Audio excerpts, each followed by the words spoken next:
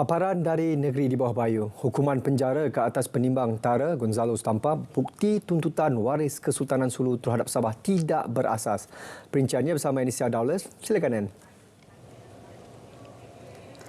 Ya, baik, sahih.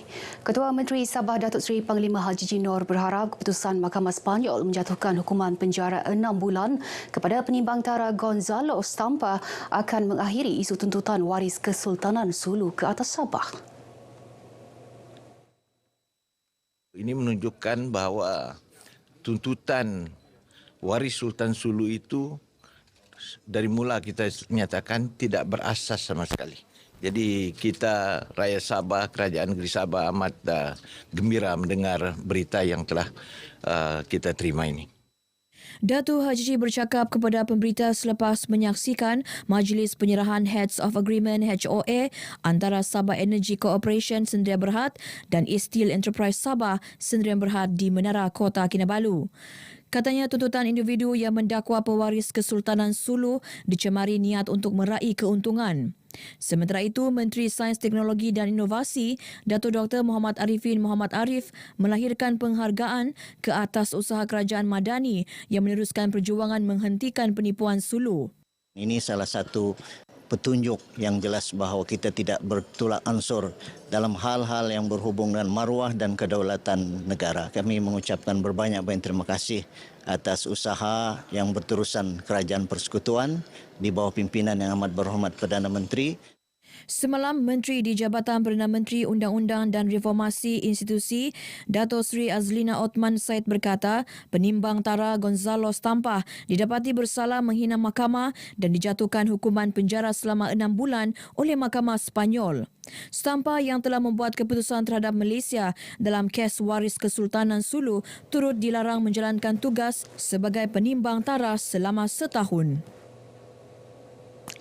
Sementara itu, dalam satu kenyataan di Ibu Negeri, Datuk Haji berkata Sabah kini dalam transformasi untuk menerima pakai sepenuhnya revolusi teknologi hijau. Ia dilaksana melalui projek Keluli Hijau bernilai RM20 bilion di Taman Perindustrian Minyak dan Gas Sipitang, Songkip. Menurut Ketua Menteri, Kerajaan Negeri turut mengalung-alungkan pelaburan dalam produk yang memanfaatkan tenaga boleh baharu, penambahbaikan pengurusan sisa dan menggalakkan penyelesaian mampan.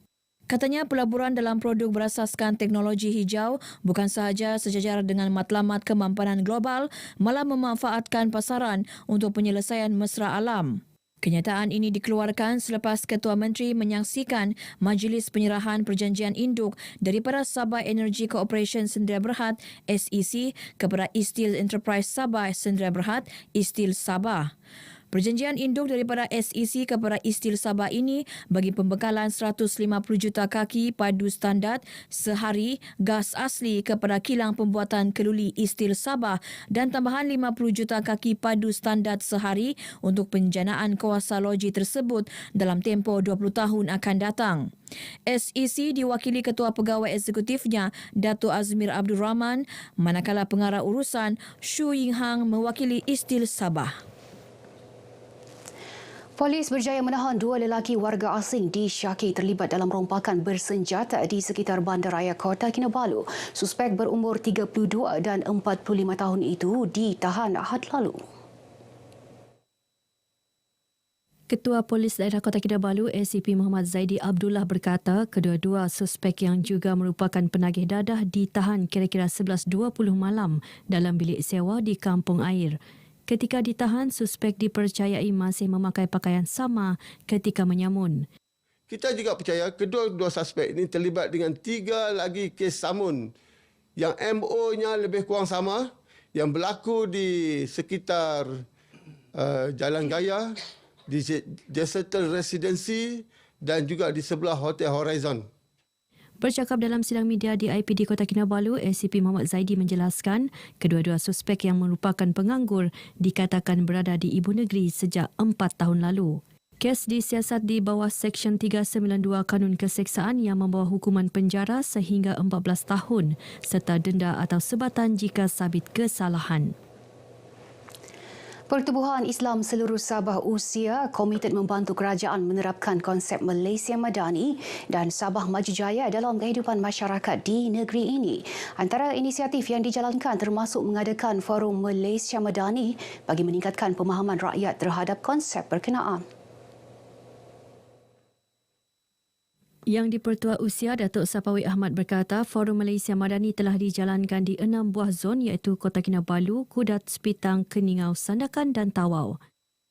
Sudah semestinya ia memerlukan sebagai satu cabaran bagaimana merealisasikan dalam konteks Malaysia Madani ini dalam konteks sosial, dalam konteks politik, dalam konteks ekonomi, dalam konteks keseluruhan membangun sebuah masyarakat yang bertamadun.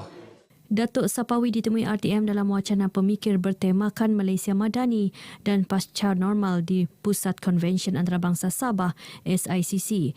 Beliau berkata Usia turut merancang mengadakan persidangan Malaysia Madani serantau pertengahan tahun ini melibatkan negara Indonesia, Filipina, Singapura dan Brunei Darussalam.